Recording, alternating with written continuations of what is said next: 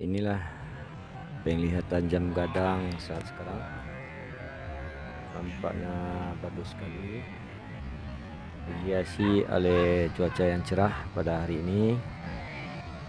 Sebab sekarang baru menunjukkan waktu lebih kurang jam 11 siang.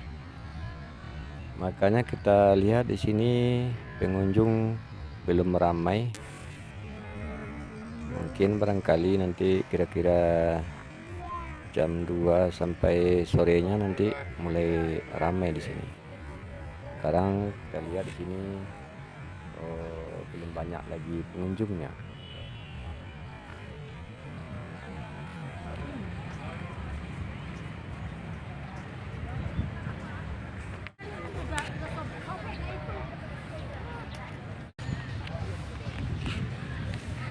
Di sini kita bisa menikmati kesejukan Kota Bukit Tinggi, yaitu di bawah rimbunan daun-daunan yang tumbuh di sekitaran jam gadang Bukit Tinggi.